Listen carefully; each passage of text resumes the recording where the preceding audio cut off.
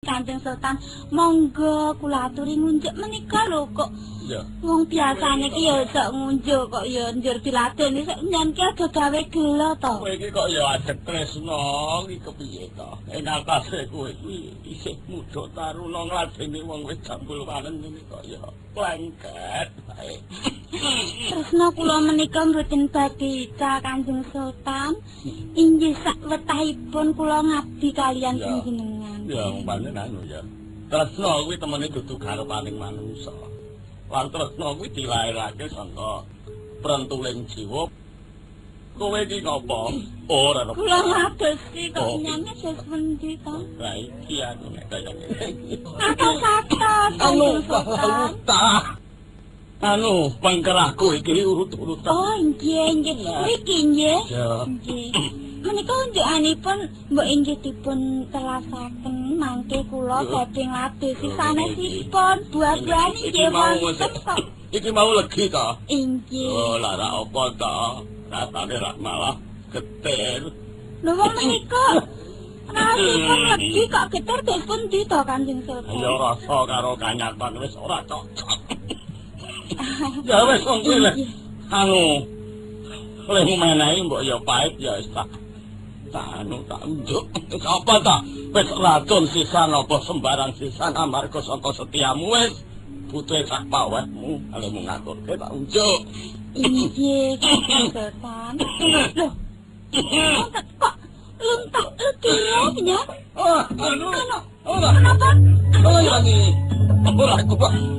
Kenapa Kanjeng Sultan? Kenapa dipun anu terus pun dipun kita wonten pantil sabda kula dadiak nggih Kanjeng. Kanjeng Sultan apa panjenengan tak letiro menika terus pundi Kanjeng Sultan? Aku. Wah. Kanjeng Sultan, sampun temelalipun anak kula. Kula garwa panjenengan Kanjeng Sultan. Kula ingkang badhe madosaken jampi. Kanjeng Sultan. Kanjeng Sultan.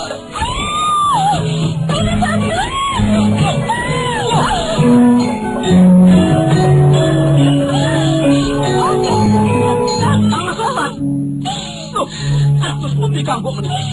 Sedo Kanjeng Sultan dimasak tersingkir. Iki malun tak letiro. Sampai mung ora kuat bae Dimas. Kakang Pati. Kula iki lakon kok kaya ngene. Sak pandurat kula nyumerepi Kanjeng Sultan sak menika tetela sedo. Yo. Kanthi lutah ludira ingkang kados mekaten. Mongko senadyan Kanjeng Sultan menika sampun pikun. Yen luntak ludira kados katen menika mboten sak mestine. Kok nganti kaya nudung. Kowe bisa metek pepestaning pangeran sing atari jagat. Mbok menawa ya pancen iki wis pepesten. Garis pepestane Kanjeng Sultan kudu sedo tinimbalan nungso dalem pangeran. Ono iki pengayun. Inggih pangeran. Inggih senadyan kados menapa tiyang gesang menika mesti sedo. Nanging kang sedo ngaten dipun triti langkung riyin menapa anggenipun gerah menika sampun sak mestinipun yen Kanjeng Sultan sarana dadakan lutah ludira kados katen menika. Mangko dhisik Kakang Pati. Inggih. Aku pinangka kadang taruna dalem swargi Kanjeng Sultan. Inggih. Aku ora ilo. Aku ora ikhlas yen layone Kanjeng Sultan arep nganggo di maneka warna kanthi panlitimu sing akeh-akeh. Sebab senajan diteliti piye wae, setane Kanjeng Sultan ora bakal bisa sugeng meneh. Inggih, leres Kanjeng Pangeran. Leres pangandikanipun Kanjeng Pangeran menika leres. Namung reh ning sak menika sampun tetela sedo. Miturut kawontenan boten kenging dipun triti awit Kanjeng Sultan menika kadang sentana ingkang kewajiban ngrembak perkawis sedanipun. Yen nginging keprajan, mbok menawi kula menika nggih dipun parengaken cawe-cawe perkawis menika. Namung leres yen seda menika badhe dipun penggalih kados menapa kemawon. Yen pancen Kanjeng Sultan menika sampun dumugi garising pepesten. Iya. Inggih menika pepanggiling kang murben dumadi inggih boten badhe waluya malih. Sampunipun kados pundi kersanipun Kanjeng Pangeran? Nah, Kang Mbok Ratu? Iya, Dimas. Supados mboten nambahi raos lan kerontorantaning penggalih. Monggo sakmenika layonipun Kanjeng Sultan age-age dipun rukti. Iya, Dimas, aku ora mentolo. Mula enggal-enggal dirukti wae, monggo. Mangke rumiyin Kanjeng Prameswari. Iki Kanjeng Sultan menika kagungan putra. Inggih Kanjeng Pangeran Alamsah ingkang sakmenika saweg sinau wonten ing pamulangan luhur.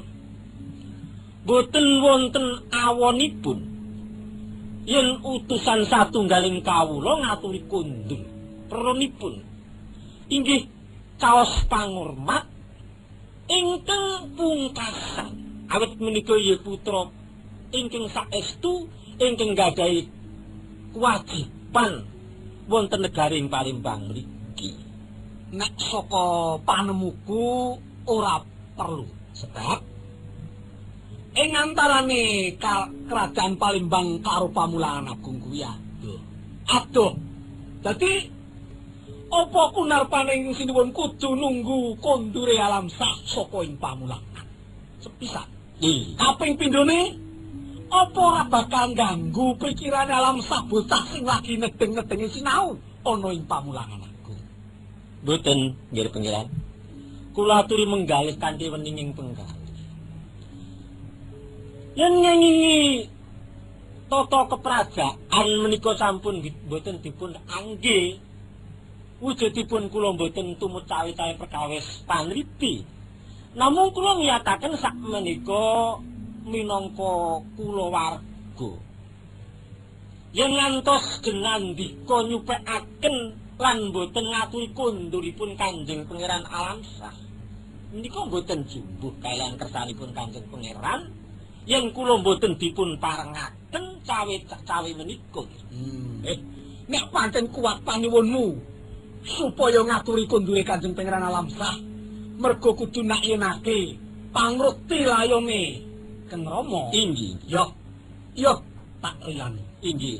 Lan matao marang para nayaka sing patut dipercaya supaya lumawat ana ing Pamulangan Agung, perlu ngaturi prisa Kanjeng Pangeran Alamsah yen Kang Rama sedo. Lha nggih sendika badhe kula tindakaken namung monggo dising dipun prayogakaken dipun papanaken. Ayo Dimas. Monggo Kang.